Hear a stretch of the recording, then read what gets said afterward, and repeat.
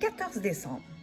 Le roi des bonshommes de pain d'épices n'est pas le premier de l'histoire du royaume à vouloir atteindre la liste des vilains. Les lutins se souviennent encore de ce garçon malveillant qui s'était rendu au pôle Nord pour enlever son prénom de la liste et de cette jeune fille qui avait tenté d'y inscrire celui de sa sœur.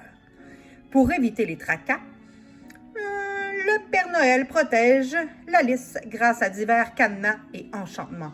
Seuls quelques lutins ont la permission d'y accéder pour les vérifications d'usage. Si un enfant s'y trouve 2 années de suite, on envoie un mini-lutin lui chuchoter des idées de bons gestes à accomplir pour retourner sur la liste des enfants sages.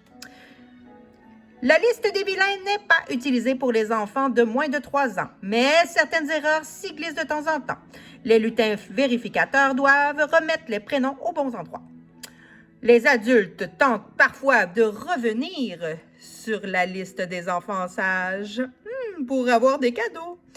Ils passent d'abord par la liste des vilains et essaient ensuite d'être gentils pour retourner sur la bonne liste. Ainsi, un grand-père peut recevoir un cadeau du Père Noël. C'est une faille.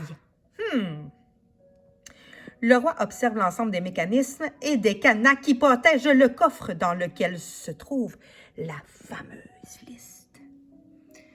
Il a besoin de trouver 3 clés, un code chiffré et un objet spécial à insérer dans l'ouverture en or. Elle est très étroite. Il ne voit pas ce qui pourrait bien entrer là-dedans. Il a envie de tout abandonner, mais il pense aux gentils biscuits qui ne méritent pas d'être sur la liste des vilains. Lui non plus d'ailleurs. Il doit vraiment réussir à ouvrir ce coffre.